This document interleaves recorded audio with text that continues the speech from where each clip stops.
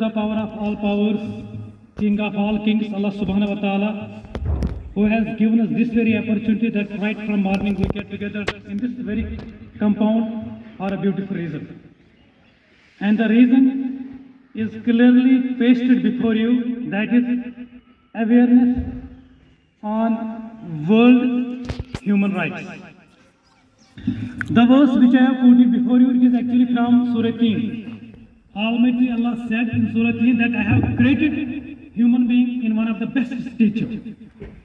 यानी इस इंसान को मैंने इस जमीन पे अशरफुल मखलूकात के तौर पे बनाया. Everything has been designed for we people. जो भी कुछ यहाँ पे कायनात पे है, we are the ultimate creation of Almighty Allah. और हर कोई चीज हमारे लिए ही डिजाइन किया गया है. जब बात आती है ह्यूमन बीइंग की, so it deserves some rights. एक चीज आपके सामने में, but someone has beautifully created and compiled the story of 21st century man and 21st century society, because we are living in 21st century. क्या खूब कहा इसने. This is the age of guided missiles but misguided men.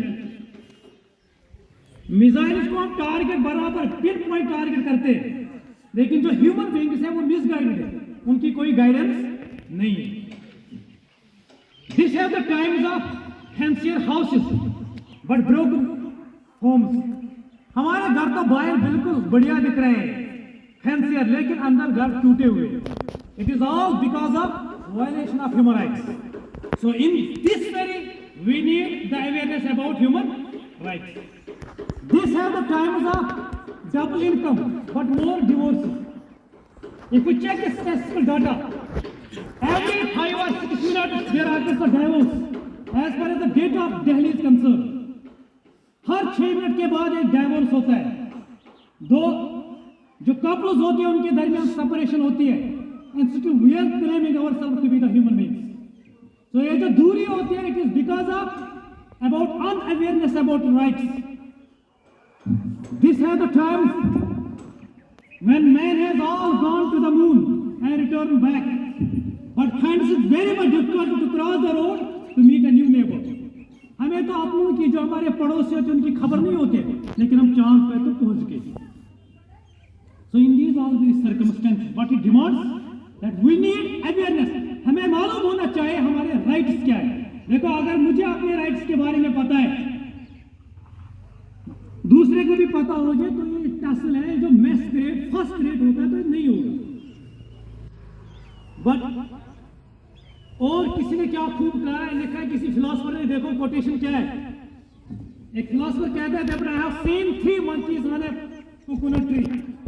3 बंदर बैठे थे planet Earth. It is just a satire, irony on human behavior. We are claiming ourselves to be the human beings.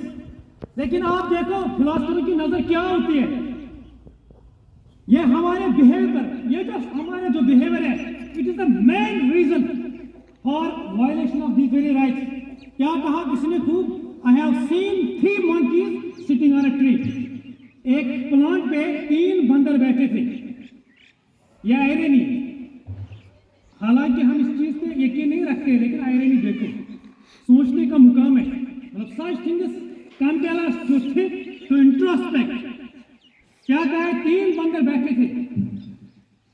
One बंदर has quoted, just now I have heard a rumor. मैंने एक खबर सुनी है मैंने, that human beings have evolved from our lineage.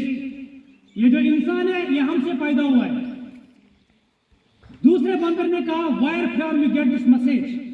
Yes, there was on the parapet of a science building. And where the science professor was teaching the students, man has evolved from monkeys, from our ancestors. ये जो इंसान है ये बंदर से पैदा हुआ है. इसके जो आबाई अजदाद है वो हम ही है बंदर. तो दूसरे मंकी ने कहा, how disgusting the idea is.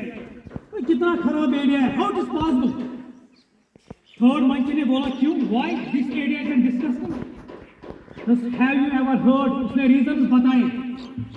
ये इसने तरह किया, ये चीज नहीं. ऐसा नहीं हो सकता है कि इंसान वो हमसे आया है, मैं भी नहीं मानता हूं, लेकिन आप देखो ये इंसान के बिहेवियर पे एक तंज कसा है किसी ने। Just have you ever heard, क्या आपने कभी सुना है that one monkey is taking a pistol, कला डंडा लेके और knife and taking the life of another monkey? क्या कभी आपने देखा है बंदर को गन लेते हुए दूसरे बंदर की जान ली? Have you heard this thing? Yes, no. Yes, have you heard that a monkey mom leaving their child aside and bunked with others? क्या आपने कभी ये सुना है? Have you heard that the criticism how much we are doing upon our own race, that criticism compels one to take one's life? क्या कभी आपने ये चीजें सुने? So how it is possible that these human beings have evolved from our race? तो third बंदर ने कहा कि डेफिनेटली बात तो सही है।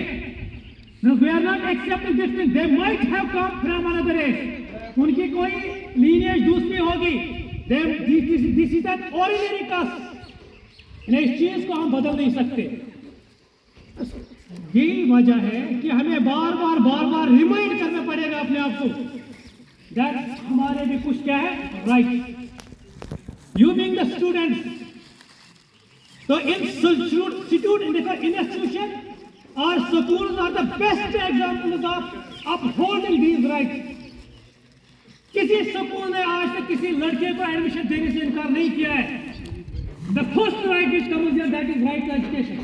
किसी स्कूल ने आज तक, देखो अगर आपको मिसाल ढूंढनी होगी दुनिया में, अगर आपको देखना होगा कि whether we are upholding the rights or not, तो बेस्ट एग्जाम्पल है हमारे इंस्टीट्यूट। आप देखो किसी भी खानदान से, किसी भी रेस से, किसी भी रीजन से, किसी भी रिलीजन से, किसी भी स्टेटस से बच्चे आ रहे हैं स्कूल में और वो एडमिशन ले रहे हैं वहां पे।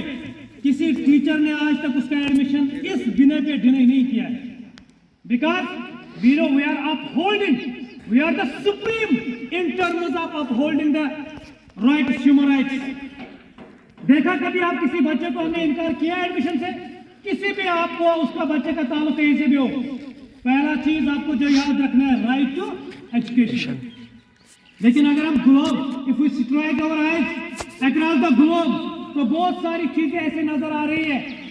ये हमारे इधर आप ग्लोब के ऊपर नजर डालो, across the nation, across the world, you will find a lot of children are denied the best tenet of this fundamental right, that is right to education.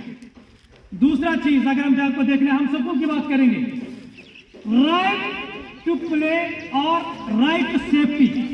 हमारी पहली प्रायोरिटी होती है यहाँ पे स्कूल में, वो बच्चे की सेफ्टी होती है in every aspect, whether it is her और his physique, whether it is her और हिज इमोशनल स्टेबिलिटी। अगर हम किसी की भी बात करेंगे, किसी भी पैरामीटर की बात करेंगे, तो पहला चीज यहाँ पे स्कूल में होता है कि बच्चे की सेफ्टी। ये जो बच्चे की सेफ्टी होती है, हम हर कोई चीज देखते हैं स्कूल में ताकि बच्चे को कोई भी चीज यहाँ पे हार्म, नुकसान ना पहुंचाए। This is the second, that is right to safety and even right to equality. हमारे नजदीक देखो राइट टू इक्वलिटी का कंसेप्ट, हम स्कूल में आने से पहले हम यहाँ पे फ्रेम करते हैं यूनिफॉर्म।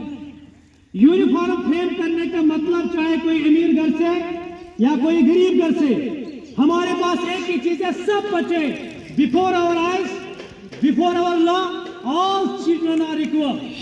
तो ये चीज, क्योंकि यूनिफॉर्म अगर हम सफेद शर्ट या ब्लैक पैंट, अमीर घराने का उसको भी वही पहनना है, जो छोटे घराने का उसको भी वही पहनना है। तो इससे बड़ी एग्जाम्पल आपको कहाँ पे मिलेगी? लेकिन अगर आप नजर दौड़ाओगे across the globe, you will find a lot of human violations are occurring. और ऐसे ह्यूमन वायलेशन, देखो ये जो डॉक्यूमेंट फ्रेम हुआ है ह्यूमन राइट्स, अभी आपने सुना यहाँ पे universal declaration of human rights 1948। Reason क्या है, किस चीज ने मजबूर कर दिया ये डॉक्यूमेंट बनाने के लिए? आपने वर्ल्ड वॉर का नाम तो सुना होगा। वर्ल्ड वॉर सेकंड इसके पीछे रीजन है। वर्ल्ड वॉर सेकंड में इतनी ज्यादा तबाही हुई है, as per the report 200 million soldiers की जान गई है किसमें? वर्ल्ड वॉर सेकंड में। और 400 मिलियन वर्ल्ड वॉर सेकंड में।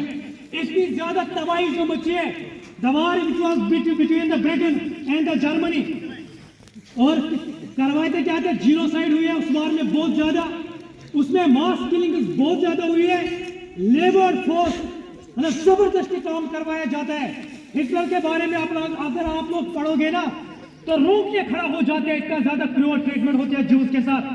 ये जो कालीन आज हम देख रहे हैं, कालीन का कंसेप्ट उस वर्ल्ड वॉर सेकंड से हमको मिलता है, जब होस्टेज बनाया जाता है उसको, किनको, मुजरिमों को, यानी सोल्जर्स को, जो अपोनेंट्स होते हैं जिनको बंधक बनाया जाता था, उनके जिस्म के बाल पूरे निकाल दिए जाते थे, फिर मशीनों में डाल के जो वो खून निकलता था वहां पे उसे फर्टिलाइजर बनाया गया, जो हमारे बाल है, जो होस्टेज के बाल थे उसे कालीन बनाया गया। वो कंसेप्ट वर्ल्ड वॉर सेकंड है, रोंगटे खड़ा कर देने वाला। या अगर आप 10th क्लास के बच्चे हो, you might have gone through Nelson Mandela along walk to along journey to life, along walk to life, पढ़ा है 10th क्लास में आप लोगों ने। इंग्लिश में है ना आपका चैप्टर, इंग्लिश में इट वाज ऑल जो नेल्सन मंडेला है। नेल्सन मंडेला ने भी फाइनल एक कोटेशन है उसकी, it is the if you want to change और shape the world there is only one way out, that is education. और आपने देखा वहां पे वो उसमें लिखता है कि कितना ज्यादा जानवरों से भी बदतर सलूक किया जाता था, और उस चीज का नाम दिया था अपॉर्चुनिटी। यानी वहां पे जो सफेद थे वो अपने आप को सुपीरियर समझते, किससे, ब्लैक से, क्योंकि जो नेल्सन मंडेला था वो एक्चुअली था that belongs to black community. कितना ज्यादा, अगर आप उसकी एक ऑटोबायोग्राफी आती है, ही a long walk to freedom, जिसमें से वो एक्सट्रैक्ट लिया गया था, एक लॉन्ग वॉक टू फ्रीडम, जब